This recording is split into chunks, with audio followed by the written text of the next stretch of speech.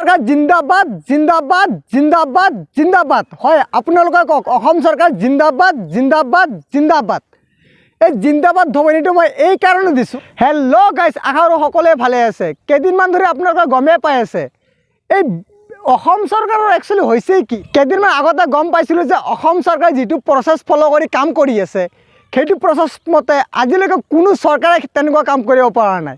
যদি এইটোৱে ৰিয়েলিটি হয় আৰু এইটোৱে যদি বাস্তৱতা হয় তেন্তে আজি ক'ত গ'ল সেই সুদক্ষ মন্ত্ৰী যিটো প্ৰচেছ ফ'ল' কৰি সিহঁতৰ দক্ষতাৰ পৰিচয় দেখুৱাইছিলে, তেন্তে আজি সেই প্ৰচেছটো ক'ত গ'ল? আপোনালোকলৈ মোৰ এটা ৰিকুৱেষ্ট, এই ভিডিঅ'টো ইমানেই শ্বেয়াৰ কৰক যাতে এই ভিডিঅ'টো অসমৰ মুখ্যমন্ত্ৰী ডাঙৰীয়া যাতে পায়।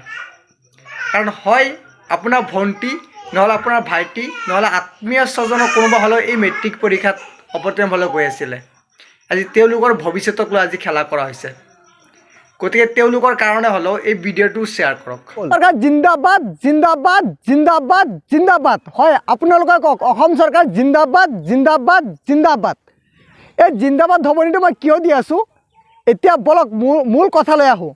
ফাৰ্ষ্ট অফ অল মোৰ কনফিউশ্যন লাগি আছে আৰু মোৰ ডাউট হৈ আছে যে অসমৰ যিকেইসকল মন্ত্ৰী আছে তেখেতসকল মানে কি তেখেতসকলৰ এডুকেশ্যন এক্সপিৰিয়েঞ্চটো আছেনে নাই, না আমি বিধানসভাত মানে ভোট দি পঠাইছোঁ তাৰ কাৰণে কি মন্ত্ৰীত্ব দি দিছে নেকি, না অসম চৰকাৰ এনেকুৱা কোনো দক্ষ মানুহ নাই যিসকল মন্ত্ৰীত্ব পোৱাৰ যোগ্য হয়, যাকে তাকে মন্ত্ৰীত্ব দি মানে কি একদম অসমৰ যিটো শাসন ব্যৱস্থা আছে শাসন ব্যৱস্থা একেবাৰে তললৈ কিয় নমাই আছে।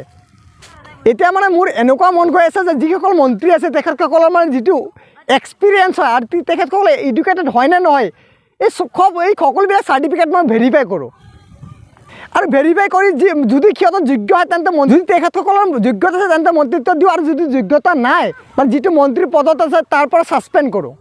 মানে আজি এইকাৰণে এইবিলাক কথা ক'বলগীয়া হৈ আছে যে 12টা বছৰ কষ্ট কৰাৰ পিছত যিটো মেট্ৰিক পৰীক্ষা আহে 12টা বছৰ কষ্ট কৰাৰ পিছত যিটো এডুকেটেড নিজকে মানে কি এটা ভাল লেভেলত লৈ যোৱাৰ যিটো ফাৰ্ষ্ট ষ্টেপ হয় আজি সেইটো লৈ খেলি মেলি কৰি আছে। মেক্সিমাম 15-16 মান নিজকে প্ৰিপেয়াৰ কৰি কিমান কষ্ট কৰি কিমান ছেক্ৰিফাইচ কৰি কিমান নাইট জাগি থাকি নিজকে প্ৰিপেয়াৰ কৰা হয় এই মেট্ৰিক পৰীক্ষাৰ কাৰণে, আৰু সেইটোক লৈ আজি মানে কি একদম ৰাজনীতি চলি আছে। এক্সামৰ দিনা ষ্টুডেণ্ট যোৱাৰ আগতে মানে প্ৰশ্ন কাকত যিটো কুৱেশ্যন পেপাৰ হয় সেইটো লিক কৰি দিয়ে। কি চলি আছে? যদি এডুকেশ্যন মিনিষ্টাৰে এই শিক্ষা বিভাগটো চলাব নোৱাৰে তেন্তে তাৰ পৰা ৰিজাইন দিয়ক। এনেকৈ শিক্ষা বিভাগ নচলে নহয়।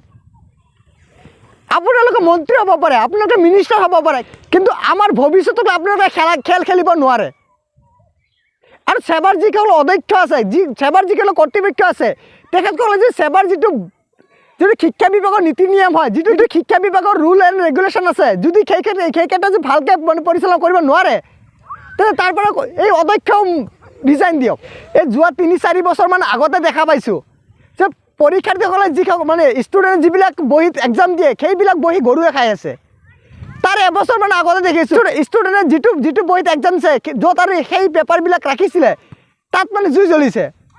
আৰু এইবাৰ চাইছোঁ মেইন প্ৰশ্নটোৱে লিক কৰি দিছে। ইয়াত কি চলি আছে? যদি শিক্ষা বিভাগটো ভালকৈ চলাব নোৱাৰে তেন্তে ৰিজাইন